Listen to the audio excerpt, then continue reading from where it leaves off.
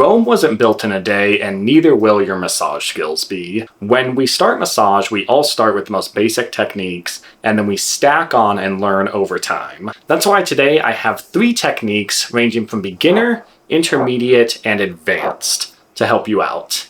If at any point you like the video, please give it a thumbs up. Otherwise, enjoy the video, and I'll see you guys at the end.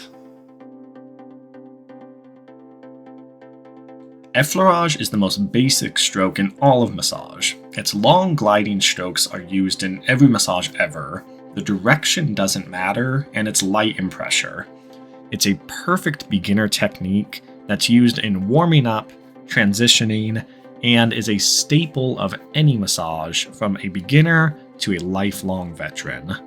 14 years into this field, I'm still starting pretty much every massage with Effleurage. I use it between any of my deep work to cool down and make nice, and it is absolutely a technique that is simple to learn yet hard to master.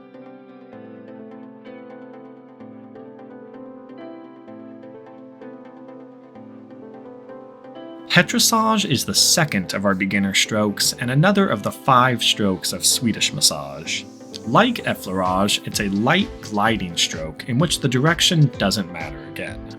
This time, however, we're cupping our hands, making C's, and lightly pinching the tissues to pick up and squeeze the tissue, pulling tension away from the body. This lifting, squeezing action has several different subcategories, but is great for warming up fascia and breaking up any fascial adhesions you'll find below the skin, but still above the muscles. Petrissage is also a great technique to do on areas such as the neck or low back.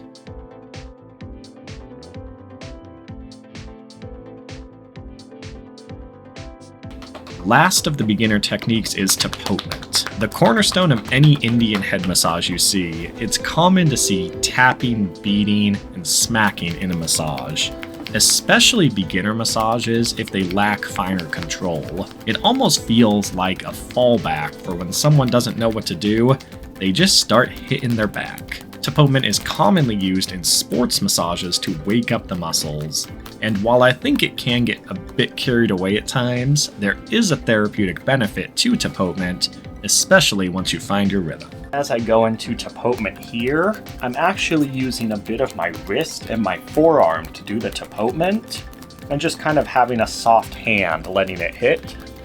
It doesn't just have to be your hands.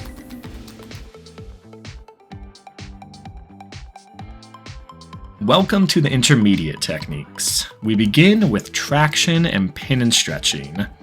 As you advance through your massage skills, you'll begin to understand each muscle better. You're going to understand the actions of each muscle, their motion capabilities, and their origin and insertion. All of these tools will help you give a deep, long stretch to the muscles to lengthen and relax tight fibers. Like tapotement, it's also included a lot in sports massage, and it's also great for increased mobility and injury recovery. Plus, people love traction and stretching, and they always say that they feel taller afterwards.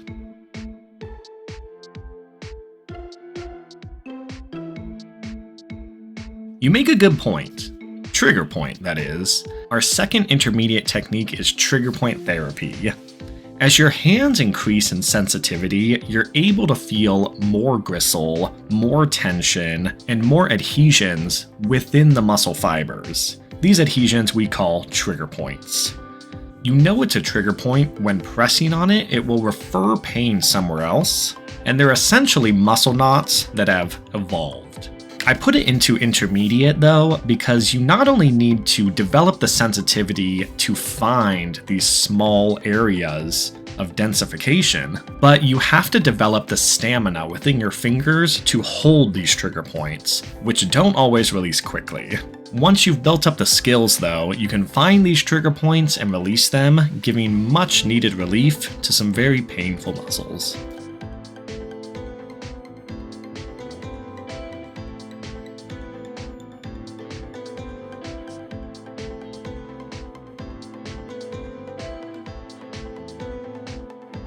Say goodbye to your hands. The final intermediate technique is elbow work.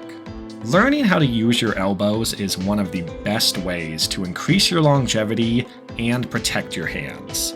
And in a field where your average therapist does not make it past year 6, that's important.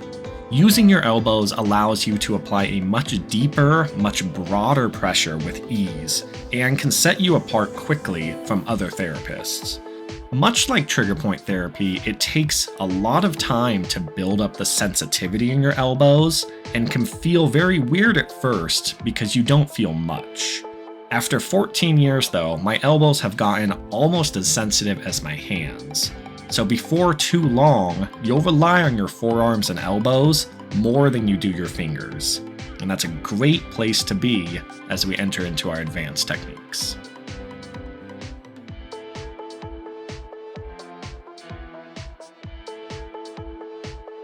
Congratulations, advanced therapist. You've been around the block and are ready to specialize your techniques.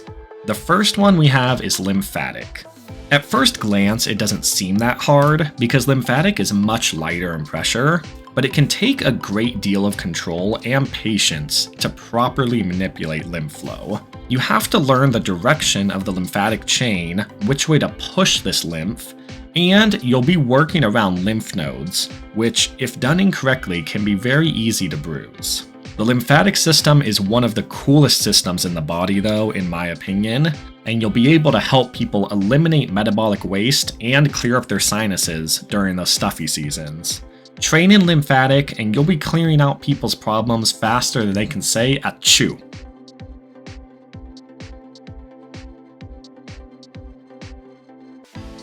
Let's talk endangerment areas, such as the armpit or the axillary fossa.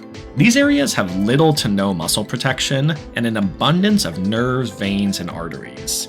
As such, you need to know what you're doing.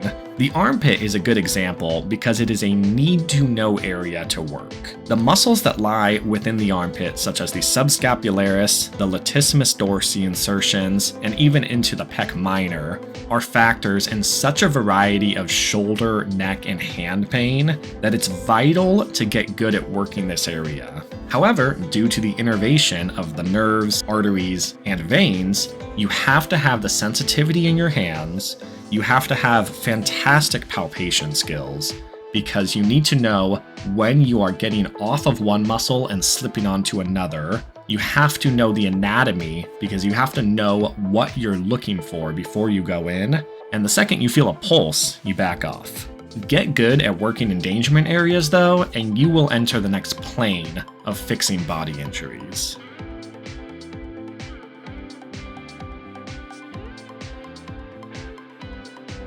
Is there anything more advanced than going in the body? Intraoral and TMJ is our last specialty, and it includes understanding a deep anatomy of buccal and facial muscles. We're literally working within someone's mouth, but the results can be astounding. Fixing TMJ pain from within can be the missing link to stopping the pain, the popping, the locking, and the headaches that some people endure. So get that glove ready, get specialized in intraoral and TMJ, and you have entered an elite group of advanced massage therapists. Congratulations on working so hard and truly mastering your craft. Thank you so much for watching, guys. I hope you liked the video and it helped you out. Give it a thumbs up if you did, and subscribe to the channel for more content. I will see you guys on the next video. I hope you have a great rest of your day.